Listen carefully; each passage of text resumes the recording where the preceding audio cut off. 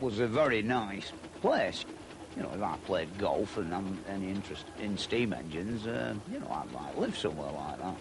But you can't have a forge in your back garden and live in a £100,000 house, you know, sort of thing.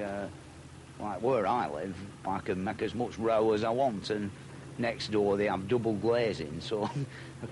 And then the bloke next door to them, he's a budding do-it-yourself man, and he's always hammering till 10 o'clock at night, you know, and so I think the chances of having a complaint from the town hall are next door to nil. But if you lived in a £100,000 house, you know, the type of people that buy them want peace, tranquility, and don't want a boilermaker's shop in the bloody backyard next door, do they?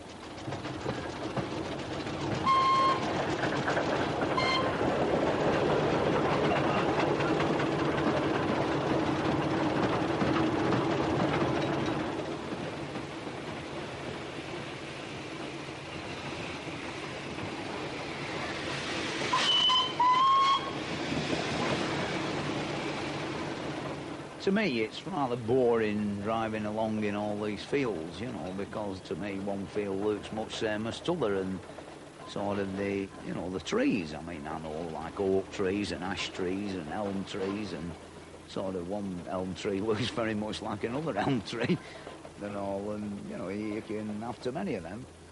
I mean, factory chimneys aren't like that, they're all different.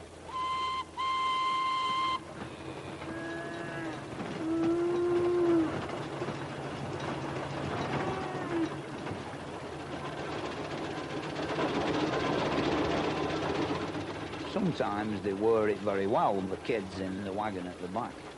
Now, they're all great nature lovers, you know, they like cows and horses and sheep, and like they'd prefer the country to in the towns, you know. They're all very dedicated to animals and not steam engines, you know, like sooner have an horse than a steam engine. I can't afford an horse. The rule book says, believe it or not, that, you know, on sight of an approaching horse, you have to stop a steam engine and it mustn't emit any smoke, which I'm afraid we are doing.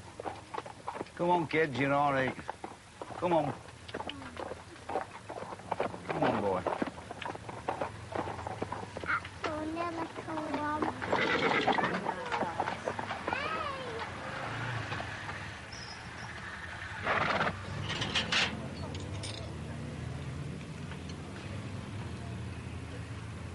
I'm ready for this. Yes. I'm ready. Yeah.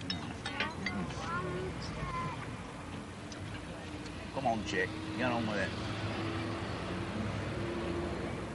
Long way to go yet. Doing good.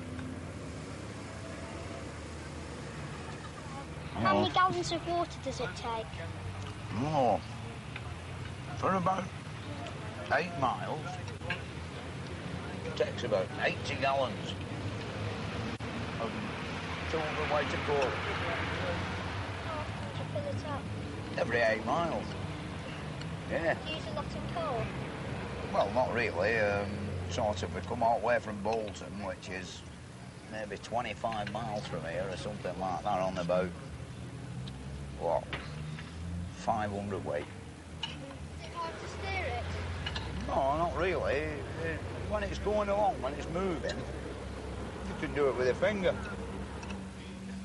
But when it stops, whoa, it's very hard, you know. You really got to, it takes about 10 minutes to get full lock on, you know. You like steam engines? Yes. Hello.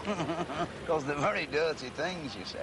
On a big long journey like we've come on, you know, I mean, like if you look at the stair timing, you know. This is me second clean shirt, and this morning at 7 o'clock it was white, this shirt. And they shake up all your bones and let your teeth jump up and down when you're at it.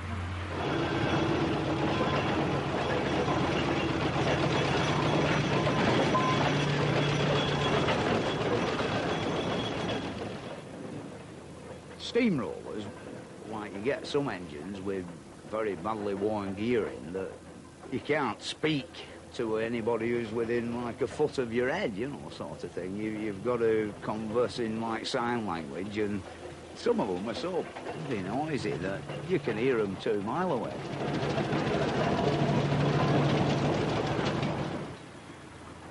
mine, when I first got it 15 years ago, it were particularly bad, you know. Well, I remember doing 20 mile on it, and afterwards you would get in the Land Rover, and like Land Rovers, even in good order, are pretty noisy vehicles when you're travelling in one, and you couldn't hear the engine running all the way home, all the way back for 20 miles. You were stone deaf, you know. I don't know whether it's done me any great deal of harm, you know. I don't think the oil does you more harm than anything, you know, because it goes in your eyes and makes them smart, you know, and so on. And it's one good way of knowing whether the thing's running right or not, because when it changes from just nice and warm to red hot, you know, there's some trouble afoot, like there's something getting warm and it burns, you know, and goes straight through your shirt, sort of thing.